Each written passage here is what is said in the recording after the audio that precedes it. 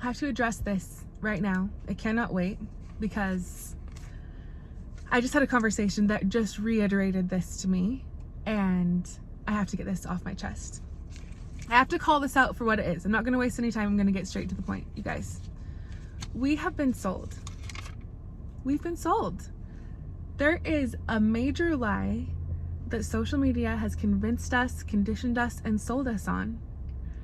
And the biggest lie, what I'm calling the biggest lie social media has sold us on, is that we have to be there.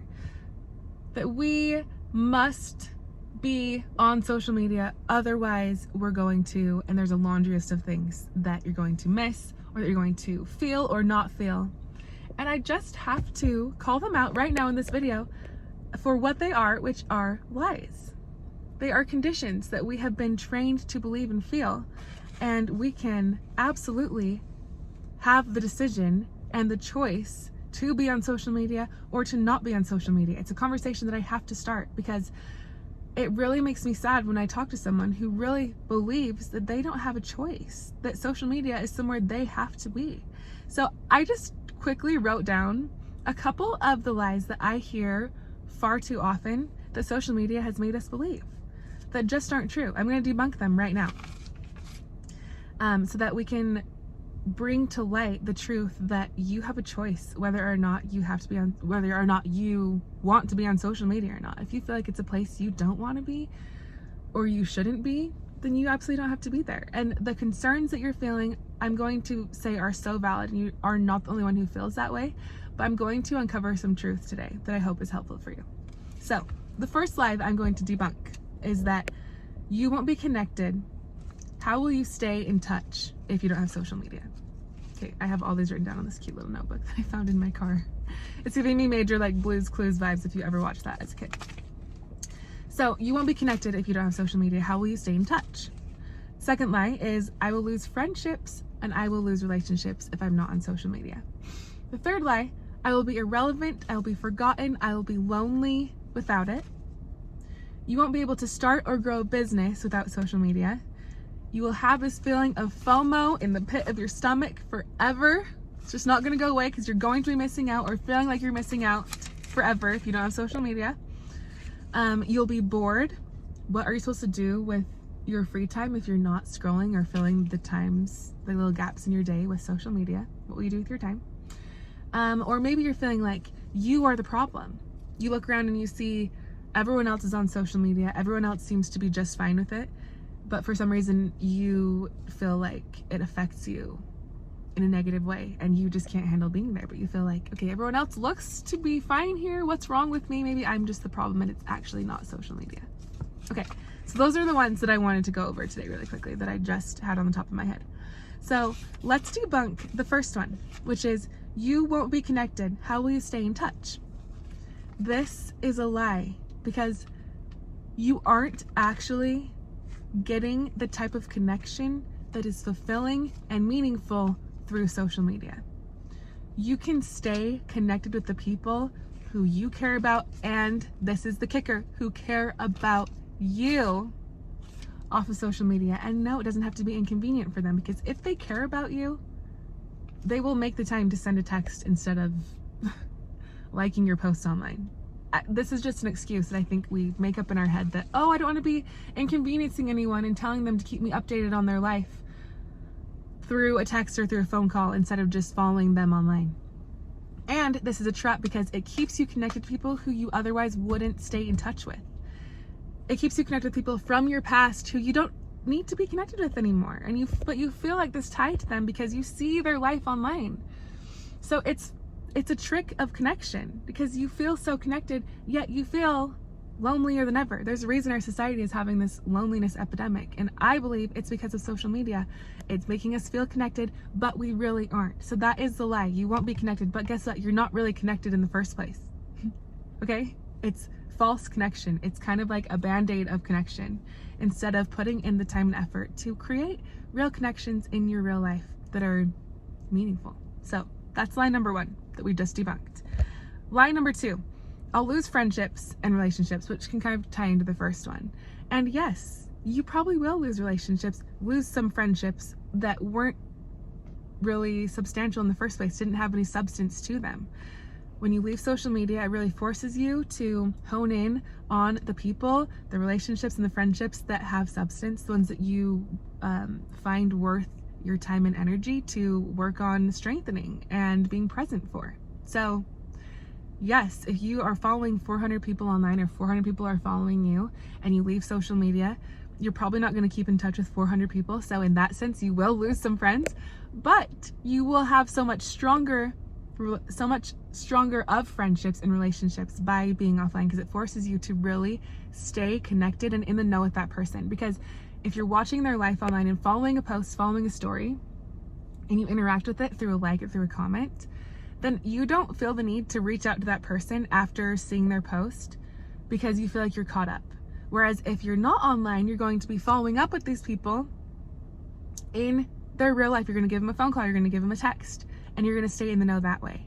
I kind of have this like friendship test that I made up in my head.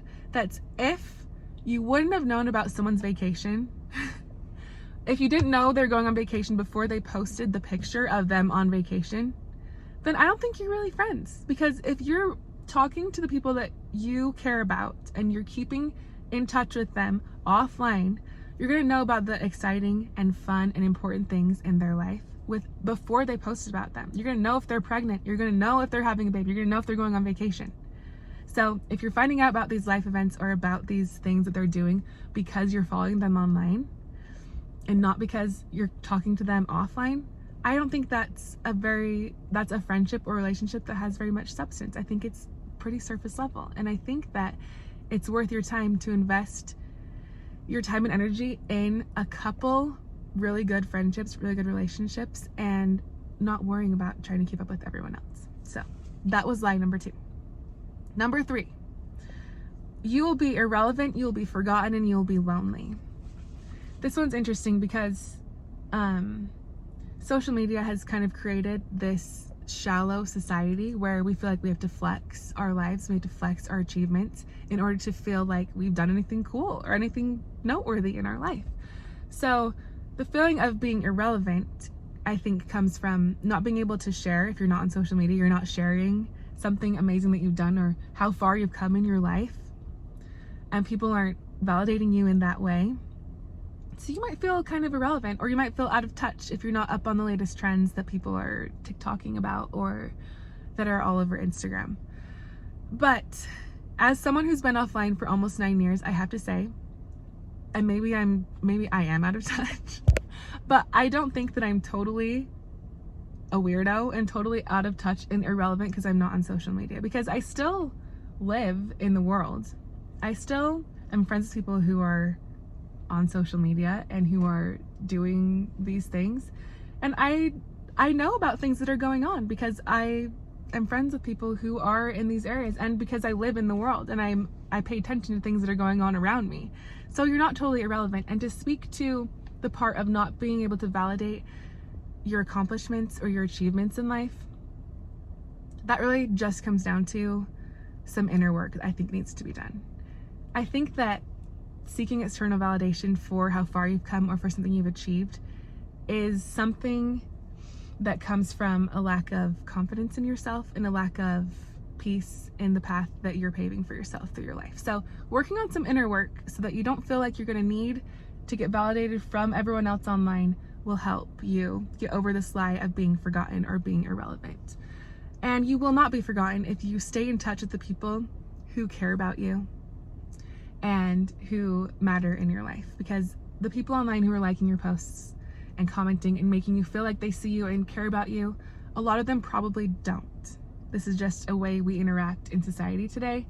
And like I said before, there's not much substance to it. So feeling lonely is something that you may feel if you don't take the time to build an offline presence, to work on your relationships offline and to strengthen them, which requires effort.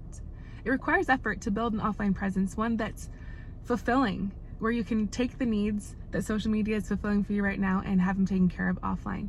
But the loneliness factor is something you can absolutely fulfill offline in a way that makes you feel way better than social media ever did. I actually saw a study, and I don't remember the specifics of it right now, but it says something that about how social media actually makes us more lonely. It makes us feel more lonely than if we weren't to have it. So it was super interesting. I should have had some more information on that, but I don't have it on the top of my head right now. But social media actually is making us lonelier than if we weren't to be on there. It's actually tricking us in our mind. So that's something to think about and look up as well, because there's a study out there that's really interesting about that. Okay, next was, you won't be able to start or grow a business. And honestly, I'm not a marketing professional. I'm not like a big business person, so maybe I'm totally a shot in the dark here. But I firmly believe, and I refuse to let social media tell me that I have to be there in order to grow a business. That just anything that tells you you have to have it or you can't do or have this just doesn't sit well with me. So if there's a will, there's a way. I know there are plenty of people out there building businesses without social media. I know there are plenty of companies out there who don't use social media. I know that it's possible. And I also challenge you to ask how social media is even working for you in your business right now, because how is it giving you clients? Is it generating revenue? Is it really doing the thing that you're wanting it to do? Or is it just something that you feel like you have to do because everyone tells you you have to be there? Just some food for thought. But I think that that is a lie, that you have to be there or you can't start or grow a business. You absolutely can. There's other ways. There's always another way. You just got to get creative. You probably have to have some conversations in real life that you maybe are avoiding or wouldn't otherwise have if you relied solely on social media. Next, you will have this feeling of FOMO forever. You're going to feel like you're missing out always, and that's really not a good feeling. No one wants to feel like they're missing out on something. And this just isn't true, because once you're offline, once you take an extended period of time offline and you're initially feeling FOMO, you're initially feeling like, what is going on right now online that I'm not knowing about, that I'm going to miss out on, you will probably feel that way at first. But over time, that totally fades. That totally is something that goes away and becomes a fleeting thought that once existed in your mind, because the reality of FOMO is that you're really not missing out on anything that's really beneficial or life-changing for you most of the time. You can even do an experiment and leave for an extended period of time and then go back and even catch up on everything that you think you may have missed. And at the end of that, I'm confident that you will see that you really didn't miss anything important. So FOMO is just this illusion, and I challenge you to flip the way that you think about FOMO. Flip it to reflect your own life.